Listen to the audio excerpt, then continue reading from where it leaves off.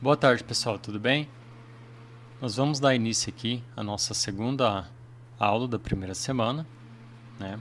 Que a primeira semana é sustentabilidade e meio ambiente. E nós vamos dar aqui então a sequência à nossa aula de hoje, tá?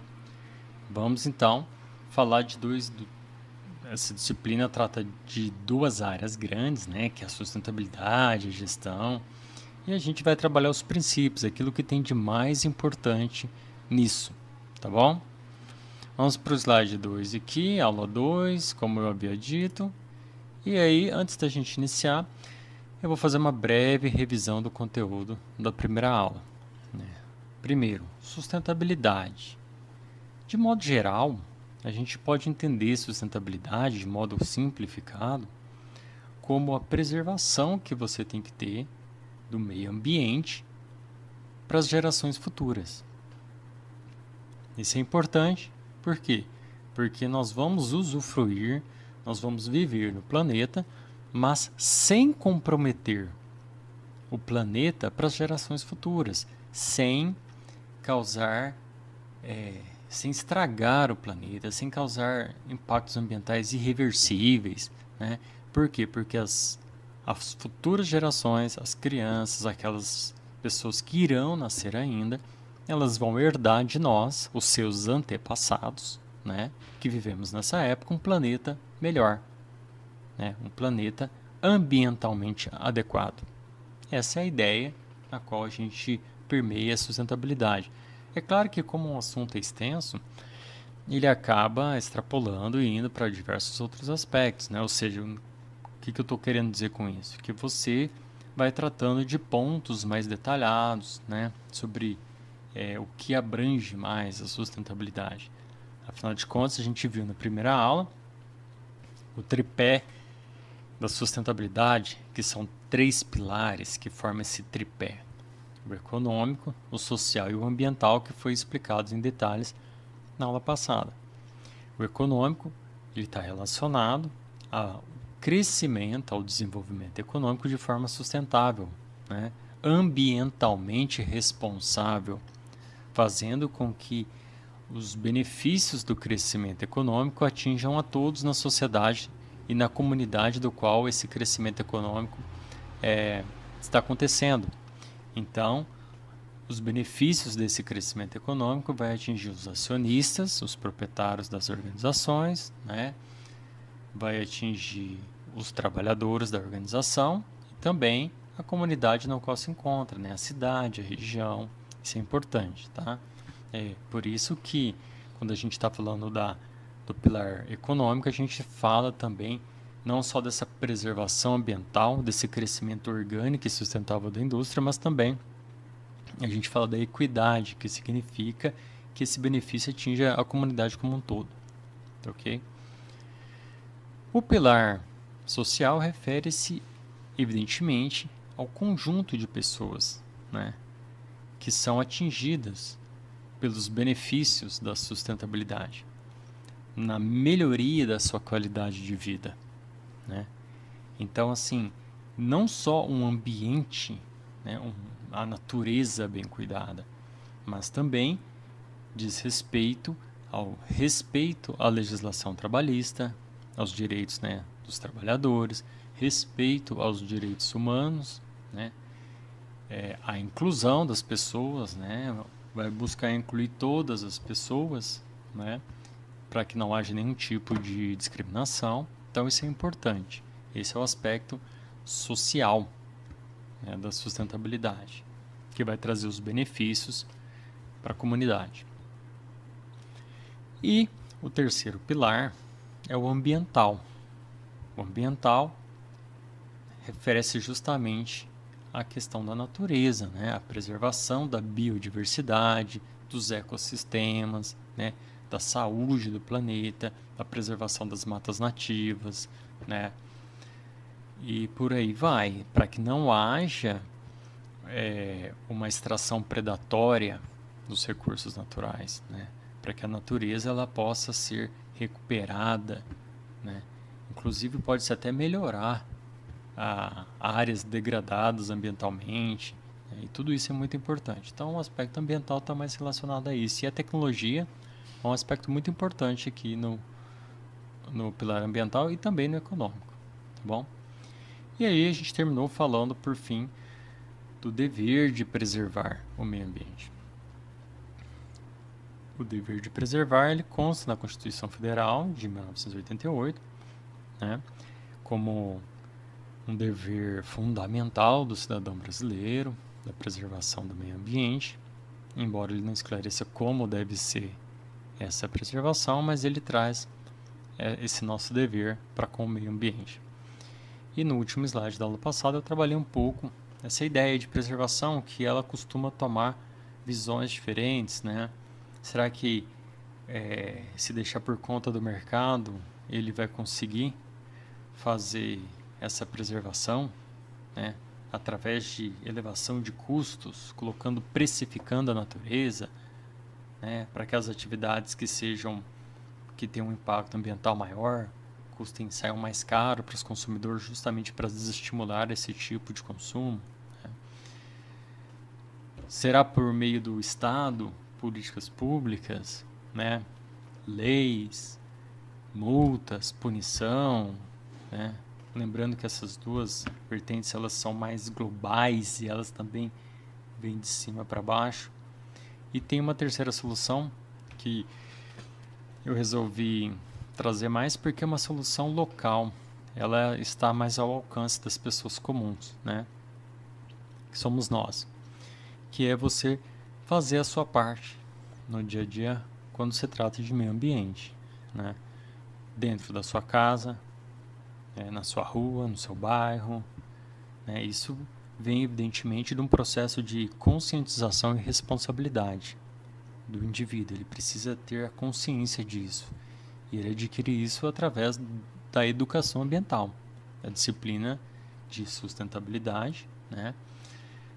As disciplinas que trabalham o meio ambiente, elas vêm nesse intuito de conscientizar as pessoas dos cuidados que nós temos que ter com o meio ambiente, ok? Isso é importante, por quê? Porque esse terceiro tópico, né, que é o dever que você realiza localmente, ele começa de baixo para cima, né? Começa na sua casa, começa com você apagando as luzes que você não está utilizando, né? Não tomando banhos longos, economizando água, né? Com os cuidados devidos, evitando o exagero, evitando o desperdício, né?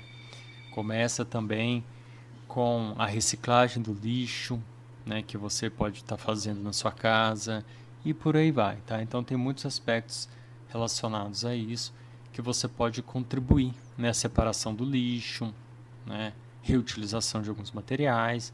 Então essas pequenas contribuições elas são importantes. E no bairro também, você pode agir no bairro, você pode agir na rua de sua casa, né? Na preservação e no cuidado com o meio ambiente.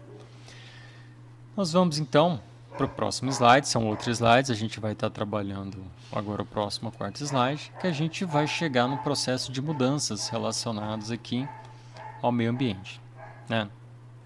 Não ao meio ambiente em si, mas mudanças que vão ao caminho da sustentabilidade. Eu tirei como base esses sete passos para mudança de um autor bastante conhecido, né, no assunto de sustentabilidade, que é o John Elkington, né? Então, ele tem um livro interessante chamado Sustentabilidade, Canibais com Garfos e Facas, e ele vai falar sobre o conceito de sustentabilidade, trazer os 7 passos para a sustentabilidade, um caminho. Então, eu vou me aproveitar desse livro, né? Eu coloquei aqui os 5 pontos, não 7, e já vou começar explicando o porquê. Um dos pontos está relacionado ao tempo. E o que significa isso? O tempo significa que toda mudança ela exige naturalmente um tempo. Então, por exemplo, o processo de conscientização das pessoas em relação ao meio ambiente é um processo que demora um tempo através da educação ambiental. Então, você vai investir 20, 30 anos de educação ambiental para que a próxima geração já venha com essa clareza, essa responsabilidade ambiental mais aperfeiçoada do que a geração atual, que posteriormente tende a ser mais consciente do que as gerações passadas. Isso é natural, porque foi com o tempo, com a ciência, com os estudos, né, que a gente foi tomando percepção dos cuidados devidos ao meio ambiente. Então é natural que esse aperfeiçoamento de responsabilidade de conscientização ambiental é um processo que vai levar um tempo. Tá? Eu não coloquei ele aqui no slide, mas estou explicando aqui para vocês. O outro que eu não coloquei no slide está relacionado à transparência, né? A transparência é algo que eu acabei incorporando no tópico governança corporativa que vai aparecer daqui a pouco. Então eu resolvi juntar 2 em 1, tá bom? Então vamos falar aqui a respeito do mercado. O mercado desempenha um papel fundamental no avanço da sustentabilidade, né? Fornecendo incentivos econômicos, promovendo a inovação, influenciando o comportamento das empresas e consumidores em direção a práticas mais sustentáveis. Bom, o mercado, ele, quando você lê aqui, ele vai direcionando ao que se trata do mercado. Ora, ele fala que é o conjunto de empresas, né, que vão adequando-se, né, então assim influenciando, promovendo a inovação. Quem promove a inovação são as empresas, os empreendedores, né? Então a inovação é uma das características mais fortes do livre mercado, onde as pessoas têm incentivo a gerar inovação pelo fato de haver concorrência. Isso é muito claro, né? Então, o mercado, na procura de soluções, ele vai estar trazendo sempre inovação, né? Procurando, pesquisando novas formas, criando novos materiais, desenvolvendo tecnologias novas, de lidar com diversos tipos de problemas ou impactos ambientais e por aí vai. Então você tem um conjunto de inovações que vão surgindo de tempos em tempos, né? E que vão colaborando para a gente atingir a sustentabilidade. A tecnologia, aliás, é um dos pontos mais fortes e que eu mais destaco em relação ao meio ambiente, porque nesse exato momento as universidades do mundo estão trabalhando. Os cientistas estão desenvolvendo materiais, estão achando formas de lidar com todos os problemas, não só os ambientais, mas os ambientais também. Então você percebe uma evolução nisso, né? Então você tinha, por exemplo, usinas que queimavam carvão, queimavam petróleo. Aí você tem a usina hidrelétrica, depois você tem a usina solar, a usina eólica e usina nuclear. Então são inúmeros tipos de tecnologias que vão surgindo. No caso aqui eu estou dando exemplo do fornecimento de energia. A tecnologia ela vai propiciando essa melhoria, né? Então, lâmpadas mais econômicas, aparelhos domésticos mais econômicos, né? Tudo isso é produto da inovação tecnológica, né? Então, o mercado ele vai apresentando algumas soluções aí para se atingir a sustentabilidade, mas por si só ele não vai ser o suficiente, né? Ele fala aqui também em relacionado ao comportamento das empresas e dos consumidores, né? Aqui a gente está falando de uma mudança cultural, na qual os consumidores eles vão ficar atentos ao seu comportamento de consumo, né? Evitando o desperdício, evitando o consumo desordenado, né? Procurando ser mais consciente ambientalmente das coisas que ele consome, tá bom? Então, aqui eu coloquei inovação e tecnologia, que o mercado incentiva a inovação e desenvolvimento de novas tecnologias limpas e eficientes, buscando minimizar os impactos ambientais das atividades econômicas. Ok. Então vamos aí para um próximo passo. Por quê? Porque alguns passos aqui para frente a gente vai falar de coisas que a gente acabou citando aqui, porque são similares, tá? São similares. Então, próximo slide, slide número 5, a gente vai falar de um segundo ponto aqui, que são os valores pessoais. Os valores pessoais desempenham um papel crucial na promoção do desenvolvimento sustentável, fornecendo uma base ética e motivacional para as ações individuais e coletivas que visam um futuro próspero e ambientalmente equilibrado. Ora, os valores pessoais, né, estão ligados ao seu comportamento ético, às suas crenças, às coisas que você valoriza, o que é importante para você. Existem vários valores pessoais que a gente poderia ser: honestidade, comprometimento, fidelidade, né? E por aí vai, né? A própria responsabilidade. Então, valores pessoais são aquilo que você tem como importante para você, para sua vida. Por isso que são pessoais, né? São valores que são seus, que você escolheu como cidadão livre e independente. Você adotou esses valores para sua vida, ok? Né? E aqui ele fala em que sentido, né? No sentido de você se conscientizar, né? Da sua responsabilidade. Se as pessoas não tiverem consciência dos cuidados, como que a gente vai preservar o meio ambiente? Fica difícil, porque a tecnologia por si só não vai fazer, né, os milagres, não vai resolver todos os problemas. Nós temos tecnologias do sacola plástica biodegradável, então vai para o bueiro, vai para o rio, em 6 semanas ela vai se desintegrar, não vai causar problemas ao meio ambiente. Mas que adianta sacolas biodegradáveis se as pessoas continuam jogando sacolas, por exemplo, nos rios?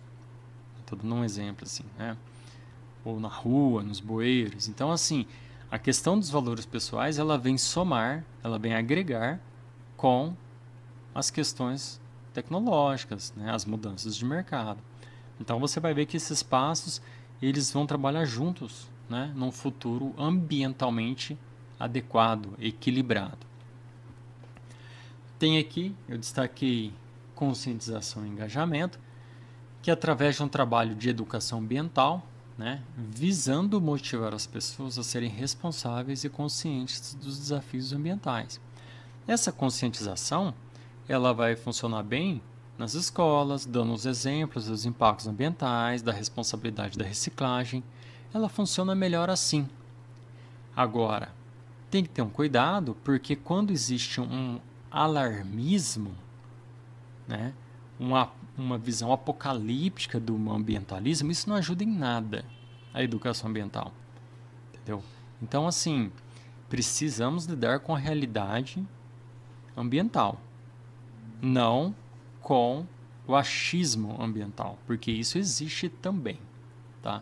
Então tem que ter cuidado, porque há muitos e muitos anos, por diversas e diversas previsões, né?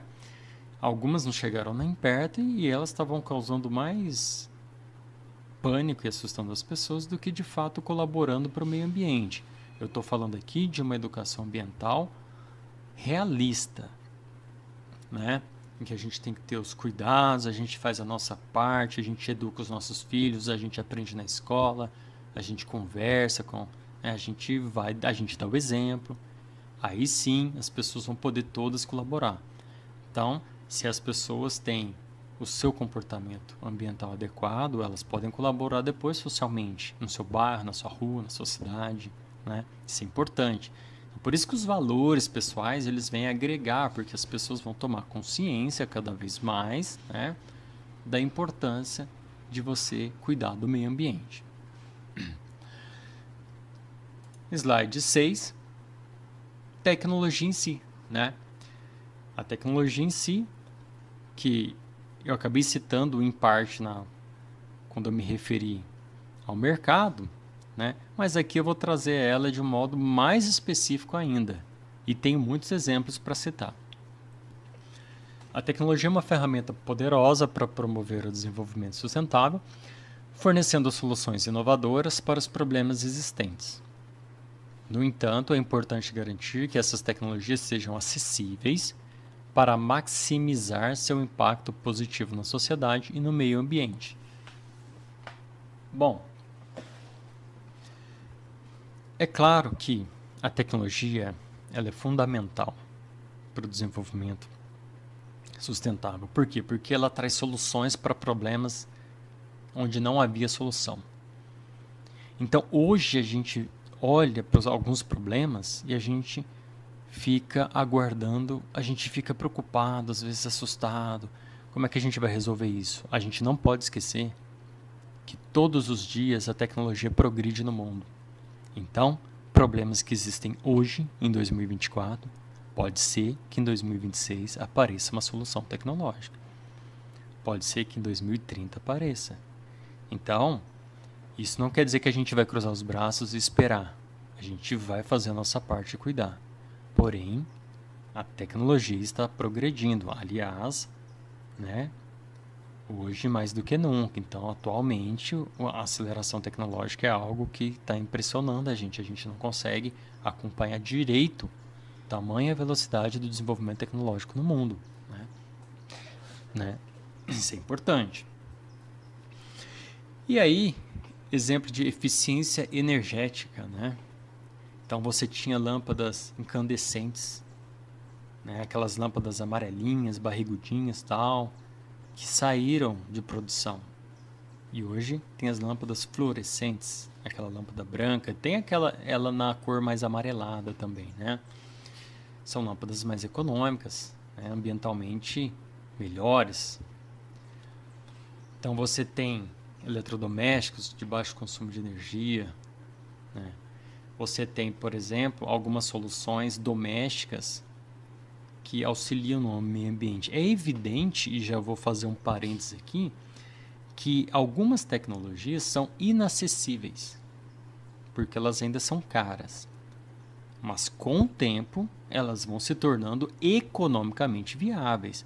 Algumas coisas hoje são caras. Um carro elétrico, por exemplo, que ele tem os seus benefícios ambientais, embora o carro elétrico também, na hora de se produzir a bateria, o lixo, não é uma coisa assim, não tem como fugir do impacto ambiental, na verdade. Sempre vai ter, a questão é o menor possível. Mas o carro elétrico, que é um carro interessante, né, que você pode utilizar da energia elétrica da sua casa para estar abastecendo, então você pode substituir ele em vez de utilizar o combustível fóssil, né, que é o diesel, a gasolina.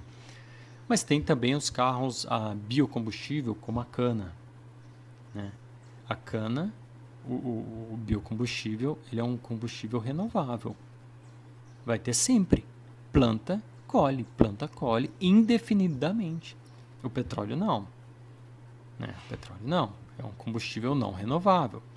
Então, à medida que a tecnologia vai surgindo, a gente vai tendo novas soluções. O carro elétrico apareceu, né, como mais uma possibilidade aí de ser tecnológica, né, amigável ao meio ambiente, no sentido de não utilizar o combustível fóssil. E é claro que algumas tecnologias ainda são caras, como eu estava falando, né? Mas hoje é possível você ter placas solares na sua casa, na qual você consegue fazer uma produção de energia elétrica na sua casa, né? Então, assim, na verdade o que você faz é diminuição do consumo elétrico. Então, isso é bom, porque você exige menos da produção de energia do Estado. Você acaba produzindo, vamos dizer assim, a sua própria energia.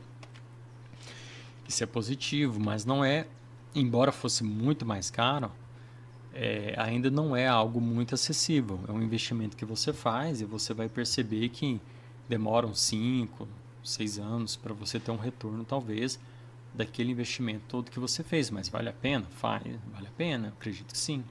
Na minha casa, por exemplo, eu uso placas solares. Elas diminuem em torno de 70% a 80% o meu consumo de energia. Eu preciso de mais algumas poucas placas, talvez 2, 3, para mim conseguir atingir os 100% do meu consumo, ok? Mas é uma solução interessante. Existe a tecnologia do boiler, por exemplo. O que é o boiler? Ele é tipo um cilindro de metal, né? Ele é todo aquecido, ele parece uma garrafa térmica. E ele aquece a água. Por quê? Porque ele tem um sistema de aquecimento que também utiliza outras placas solares. São placas independentes da placa de produção de energia. Então, o boiler também utiliza da energia solar para fazer o aquecimento da água e manter a água aquecida dentro desse tambor gigante aí, né? Que é protegido termicamente. Então você consegue ter água aquecida na sua casa, na torneira da cozinha para lavar louça, no banheiro, nas torneiras, da onde você quiser colocar, né? Nos banheiros, né? Nos chuveiros. Isso é muito bom. Ter água aquecida em casa é muito bom. E aí o que significa isso? Significa que você não tem chuveiros elétricos. Na minha casa eu tenho um sistema de boiler. É um sistema caro também. Esse demora mais tempo ainda para você ter um retorno. Mas por que ele é interessante, né? Porque eu não tenho chuveiros elétricos na minha casa. Não tem nenhuma ligação elétrica. É só um cano com o chuveiro em si e a água ela já vem aquecida. Você controla a quantidade de água natural e água aquecida que sai no chuveiro. Então você pode ter a água desligada, como se o chuveiro estivesse desligado, ou uma água aquecida. E essa água é tão aquecida que ela chega até 80 graus. Isso é muito quente, né? Nunca precisei utilizar uma temperatura tão alta. Mas mostra para vocês que também é um tipo de tecnologia que auxilia, né? Ambientalmente. Por quê? Porque eu estou utilizando da energia solar. Eu estou diminuindo o consumo de energia elétrica na minha casa. Certo? Existem várias tecnologias interessantes, né? Relacionado à energia renovável, eficiência energética e tal. Só que à medida com que o tempo passa, elas vão se tornando mais acessíveis. Isso é natural, né? Os celulares que hoje são mais acessíveis, eles foram inventados há muitos anos. Se eu não me engano, o celular foi inventado na década de 70, aproximadamente uns 50 anos atrás. Ninguém tinha. Era um tijolo, era uma coisa imensa, pesada, só executivos que tinham. Ele começou a se popularizar em meados dos anos 2000. A partir dos anos 2000, o celular começou a se popularizar, entendeu? Porque era algo inacessível para as pessoas de classe média e classe mais baixa, né? Então, com o tempo, as tecnologias vão se tornando economicamente mais viáveis. Então, a gente hoje consegue, o computador, por exemplo, a gente hoje consegue ter acesso a equipamentos que eram inacessíveis. Para você ter uma ideia, eu gosto de dar bastante exemplo, que eu tenho uma revista Exame do ano de 1999. E ela é uma especial sobre empreendedorismo. E na capa final dela, tem um computador que a IBM está vendendo. Se você for ver a capacidade do computador, você vai ficar assustado, assim. Como que era assustadoramente fraco. Para você ter uma base, eu me lembro que o processador, ele tinha 1.22 megabytes de processamento. 1,22 megas de processamento. Hoje os computadores têm 8 gigas. 16 gigas. Vocês não têm ideia. Não dá pra, eu até hoje não consigo entender o que aquele computador conseguia processar, né? Então, assim, eram computadores assim bem fracos, né? E eram caríssimos. Sabe quanto que tava esse computador na época? R$6.000. Sabe quanto que era o salário mínimo aproximado na época? R$150 era o salário mínimo, mais ou menos nessa época. O computador custava R$6.000. Ninguém conseguia comprar um aparelho desse. Ninguém. É só banco que tinha. Banco, correio, empresas, né? Então, passaram-se 20 anos, 20 e poucos anos, e hoje é muito acessível. Hoje, com 2 salários mínimos, você consegue comprar um computador simples. Com 3, 4, um computador muito bom, né? Mas isso mostra que foi possível, né? Antes você precisava juntar seu salário por 6, 7 anos sem gastar um centavo. Hoje você junta 3 meses sem gastar um centavo, você já consegue adquirir essa tecnologia. Então, a tecnologia, quando elas são inovadoras, elas são muito caras. Elas vão se tornando economicamente viável com o tempo. Eu acho importante dessa explicação para vocês. Por quê? Porque quando a gente vê algumas soluções tecnológicas, ambientais, elas são inacessíveis, mas elas, cada ano que passa, elas vão se tornando economicamente mais acessíveis às pessoas. E isso é importante, porque a tecnologia em si, se ela é muito cara, como diz aqui no slide, ela tem que maximizar seu impacto positivo na sociedade e no meio ambiente. Para ela ter um impacto positivo, não adianta uma ou outra pessoa só ter acesso a essa tecnologia. Ela tem que se tornar mais popular no sentido de ser economicamente viável, certo? Reutilização e reciclagem, né? Está envolvido em tecnologias. É possível você fazer reutilização. Hoje você tem muitos produtos que usam refil, né? Shampoo, creme, você não precisa comprar a embalagem toda, você só troca o refil. A reciclagem avançou muito nesse aspecto. Tecnologia agrícola está sempre evoluindo para diminuir os impactos ambientais. Tratamento e recuperação de áreas degradadas. Então, a tecnologia vem para oferecer um suporte para todos esses aspectos, né? Isso é positivo, isso é muito bom, né? A própria produção de papel, interessante. Essa folha de sulfite branca, né, branquinha, então ela saiu da fábrica, né? Então pegou a árvore, extraiu a celulose e fabricou essa folha. Tem hoje, já tem há muitos anos, né? Aliás, é a folha de sulfite proveniente da reciclagem. Ela tem uma cor até mais bonita. Eu prefiro, porque ela tem uma cor assim de um bege bem clarinho, é uma cor mais agradável aos olhos. Eu acho assim na leitura. Só que é um pouco mais caro, entendeu? Mas você pode optar, se você tiver condições de pegar um... eu vou comprar a folha de sulfite. Um pacote custa 23, o outro custa 31. Vai do seu gosto e do seu bolso, entendeu? Então, é importante cada vez mais ficar acessível, mas é um exemplo interessante de tecnologia também, né? Da reutilização, da reciclagem, tá? Bom, a gente vai... Vira e mexe, a gente vai estar voltando a falar desse aspecto tecnológico, tá? Eu vou dar prosseguimento para o nosso penúltimo slide, que é o slide de parcerias. As parcerias entre o setor público e o setor privado, elas são essenciais para impulsionar o desenvolvimento sustentável, aproveitando os recursos, conhecimentos, experiências de ambos os setores para criar soluções mais eficazes e abordar os desafios de forma colaborativa e integrada. Por que é importante as parcerias? Porque você junta a iniciativa privada e pública na busca de uma solução. Entendeu? Transferência de conhecimento. Às vezes a iniciativa privada tem mais tecnologia que a iniciativa pública. Então cria-se um projeto no qual o setor público ele vai, por exemplo, entrar com os recursos financeiros e a iniciativa privada entra com a tecnologia. Vamos fazer o tratamento e a recuperação do Rio Tietê, do Rio São Francisco, não sei o que, né?